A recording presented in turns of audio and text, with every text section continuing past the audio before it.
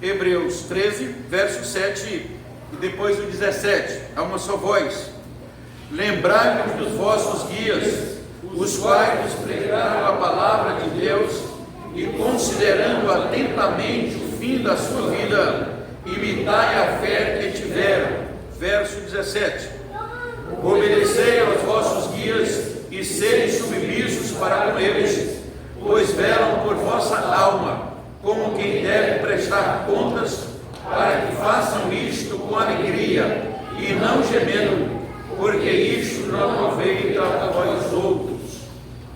Amém. Vamos orar ao Senhor e manter a Bíblia aberta. Pai Santo, nós queremos agradecer o privilégio de estarmos em Tua casa e te prestando este culto, ó Deus, em espírito e em verdade, um culto coletivo, para declarar a Tua santidade, Teu merecimento de louvor, mas também gratidão por nossa salvação, pela comunhão que nós temos com o Senhor, pela ceia que vamos tomar daqui a pouco, pelas crianças que estão em Tua casa, que elas continuem crescendo, ó Deus, em graça e conhecimento diante do Senhor, também diante da sociedade, diante da igreja. Fica, pois, conosco e fala o nosso coração, é o que nós te pedimos em nome de Jesus. Amém.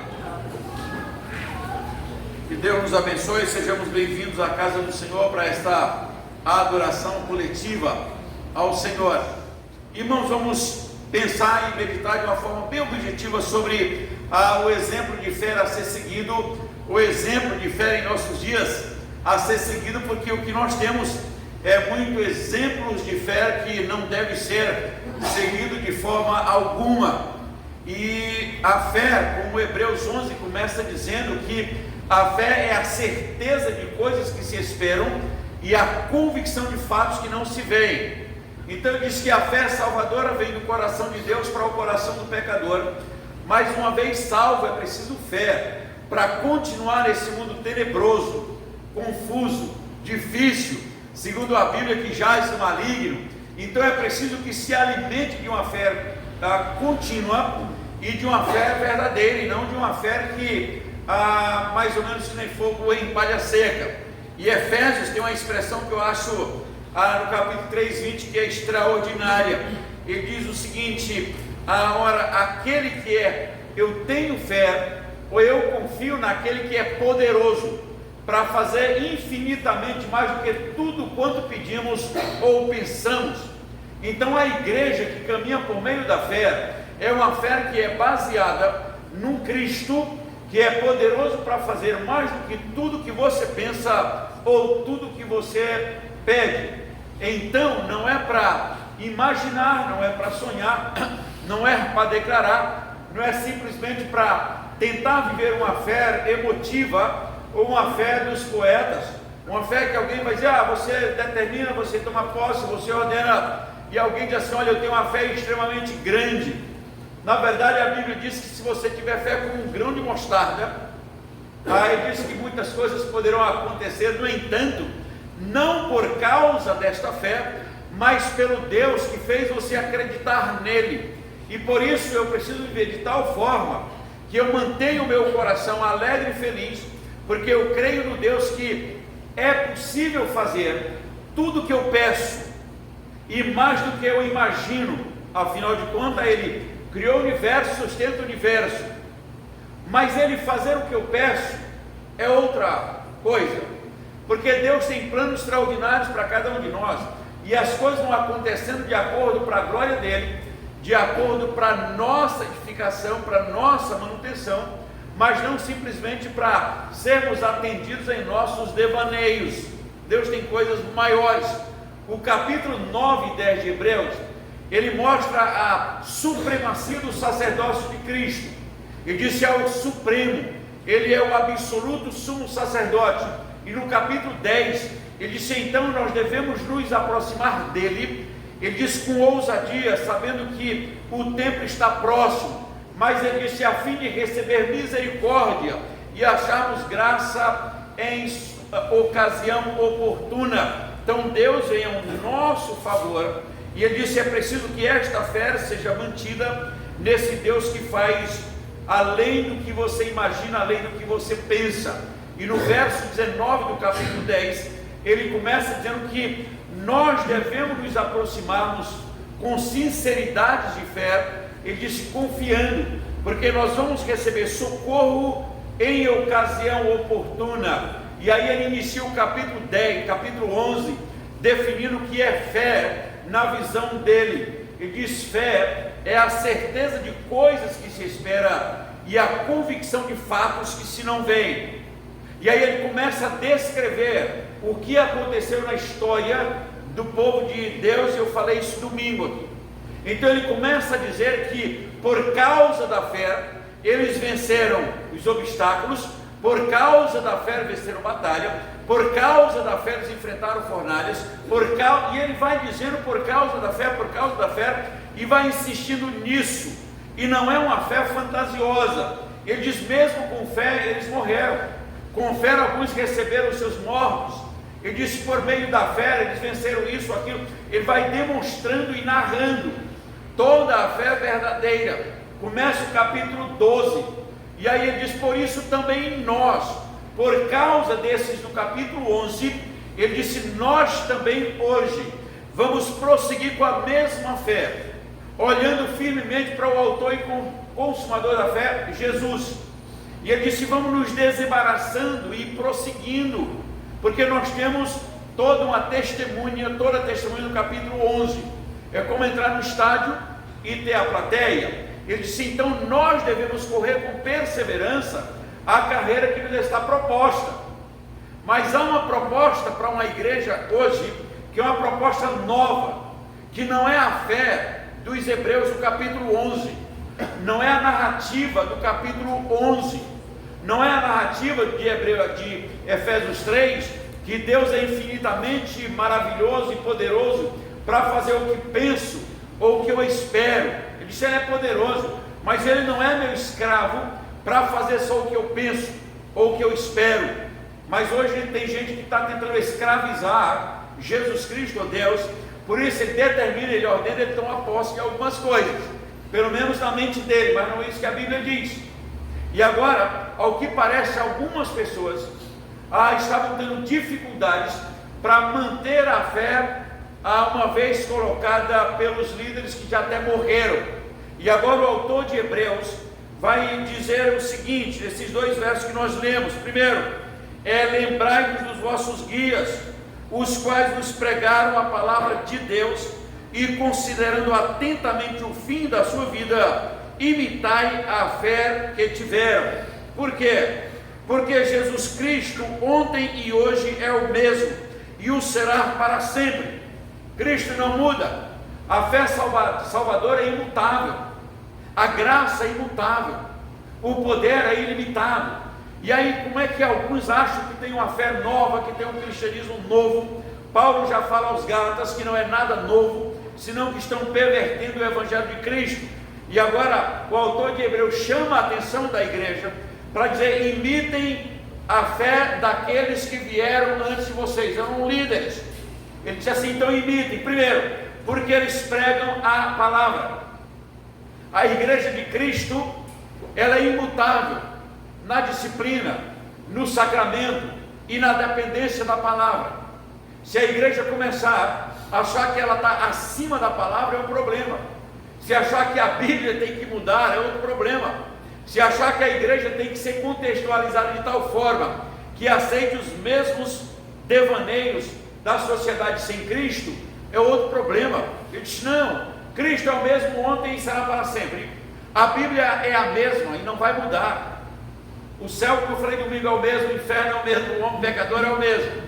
Então não tem nada que mudar isso para que a igreja seja aceita no mundo. É o mundo que não aceita a igreja, e a igreja não aceita o mundo, mas a igreja está no mundo e proclama a verdade bíblica. A igreja não pode se adaptar para ser mais aceita. Esse pensamento é antibíblico.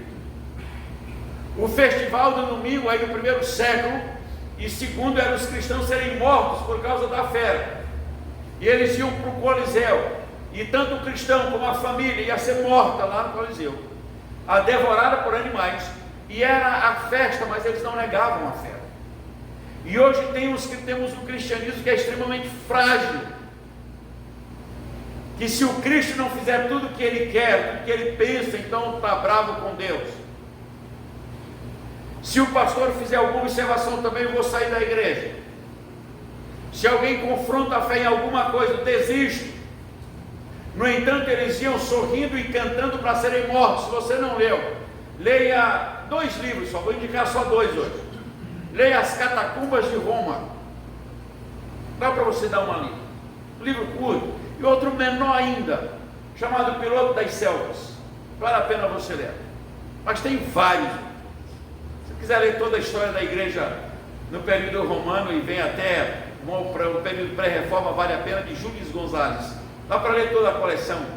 Mas é preciso que a fé dos cristãos de hoje seja a mesma fé que Abraão exerceu, que Davi exerceu, que os patriarcas exerceram, que os profetas fiéis exerceram, que o colégio apostólico exerceu, que a igreja primitiva exerceu, que o movimento da reforma exerceu, que chegou até nós. É a mesma fé, a fé salvadora e a ousadia para exercer o ministério e a vida em Cristo. Então deve ser imitado, mas alguns contemporâneos não podem ser imitados, porque não há história, porque não há Bíblia, não há convicção de vida, mas apenas algo voltado para o social, para o aqui e do agora. E aí o autor de Hebreus chama a atenção e diz: olha, imitem os guias de vocês e a fé que eles tiveram. A segunda coisa, ele fala para imitar, atento para o final. Ele diz que eles estavam observando e atentos para o final, e por isso eles mantinham. Ele diz o seguinte: olha, atentando o fim da vossa vida, imitai a fé que eles tiveram. Há uma igreja em nossos dias que não pensa no final, mas pensa que todos os seus desejos e toda a sua esperança e todo o seu pedido deve ser atendido no aqui e no agora. É um movimento que não pensa no tribunal de Deus, no céu ou na eternidade. É uma igreja voltada para o narcisismo, para o hedonismo, para as coisas do já, do agora. E aí, se Deus demora, eles acham que Deus está demorando porque Deus não atende. Em Romanos 8, 28, ele diz que, olha, todas as coisas cooperam para o bem do que ama a Deus e são chamados segundo o seu propósito. Então Deus não tem sonho com o pecador, Deus tem realidade. E Deus fala da promessa, e Deus fala do juízo, mas também Deus fala da bênção que Ele derrama sobre nós, com toda sorte de bênção espiritual nas regiões celestiais em Cristo. Efésios capítulo 1, verso 3. Que Deus tem nos abençoado com toda sorte de bênção, embora não seja o que eu pedi, mas Ele diz é mais, porque Deus faz mais do que penso, mais do que peço, mais do que imagino. É o Deus que derrama as suas bênçãos sem medida, e alguns ficam fixos só em uma coisa, mas Deus diz que Ele tem muito mais para cada um de nós. E a terceira coisa que Ele fala, eu acho extraordinário, está no verso 17, e diz que os guias devem ser imitados ou obedecidos. Por quê? Porque eles velam pela tua alma. Obedecei aos vossos guias e sede submissos para com eles, pois velam por vossa alma.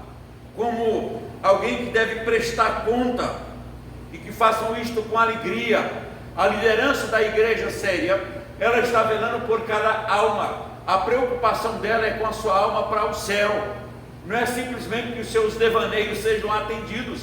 E a igreja tem que passar a mão, e a igreja tem que ser conivente. A igreja ou a liderança tem que dizer que é assim mesmo, que a igreja está inserida no mundo, que ela tem e precisa parecer do mundo, que ela tem que ser igual ou semelhante ao mundo. Não, a igreja nada contrário ao mundo. João 17, você vai ler toda a oração de Cristo. Em nenhum momento Cristo manda a igreja a seguir o mundo, ele diz é o contrário. A igreja caminha o contrário, a igreja proclama o contrário. A igreja está no mundo, mas não é do mundo. A igreja, ele diz, é guardada por Deus, o mundo não.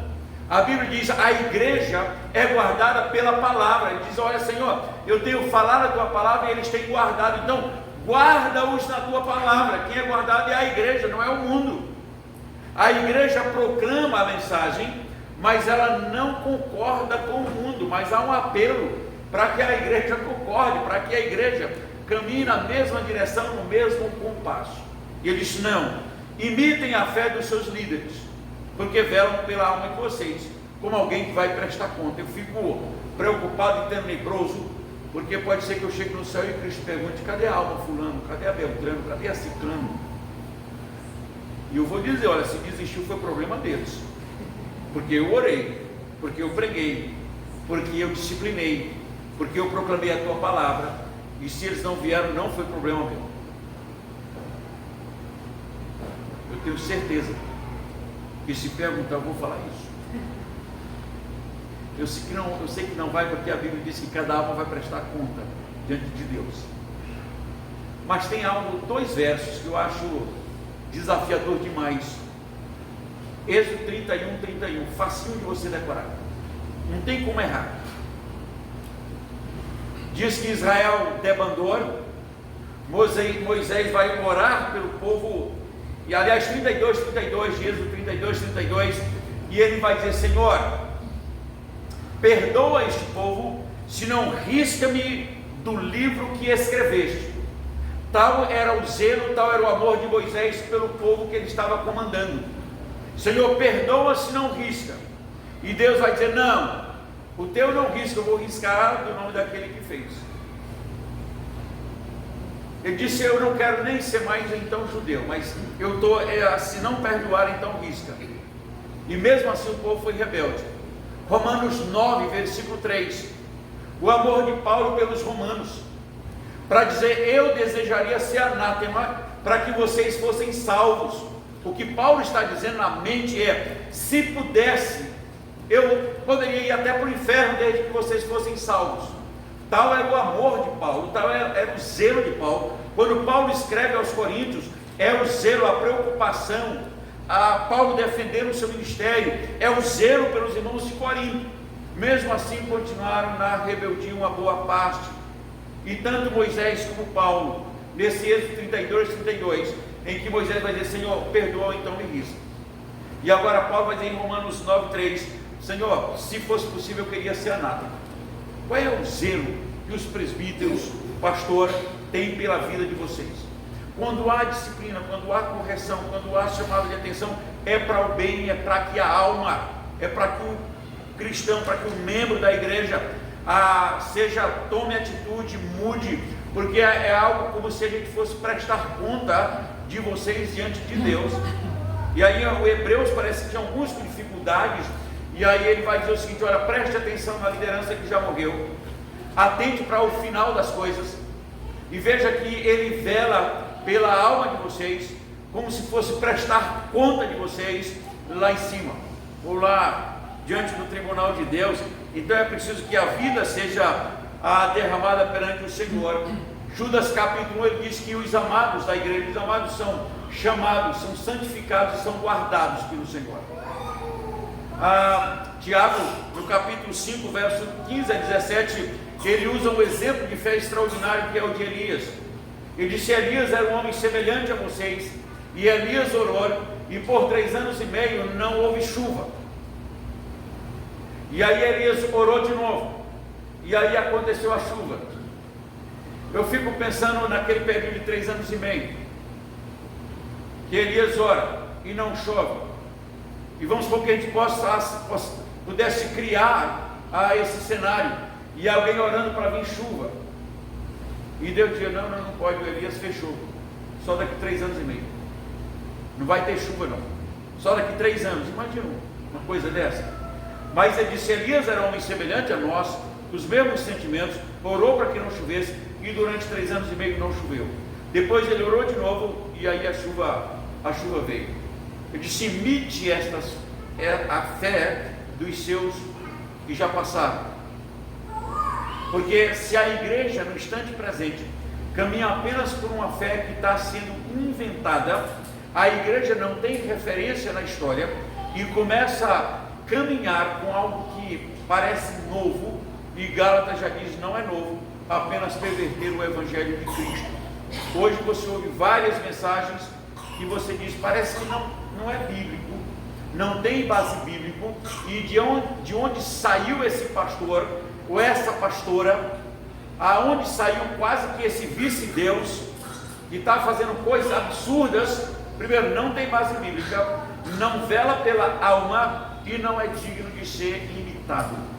Então atente para a Bíblia, veja os patriarcas, os profetas, os apóstolos, a igreja primitiva, a igreja apostólica, a igreja histórica e a igreja que chegou até vocês, e atente para a fé de pessoas que vieram antes de nós. Eu podia citar só nessa igreja 10 nomes que poderiam ser imitados. Perdão, Márcio, que você está ali, mas Sebastião Lourenço é um dos que você poderia imitar. Vou citar mais um. Eu acho que pode ser o Bossani e tantos outros, e outras mulheres. Maria Lécio. Eram homens e mulheres que podem ser imitados, para não caminhar por heresias contemporâneas ou propostas que não têm base bíblica, mas que Deus nos abençoe e que a gente possa prosseguir firmes e inabaláveis no Senhor, olhando para esses homens e mulheres bíblicas, manter a sua fé e continuar no instante presente com a fé, sendo imitado e digno de ser imitado, olhando para a igreja e olhando para o final e olhando para aqueles que nos mantiveram sempre alimentados com a fé baseada na palavra de Deus e não no sonho ou na imaginação ou na suposta profecia antibíblica, apesar de citar-se a Bíblia. Que Deus nos abençoe. Amém. Reverendo Profírio.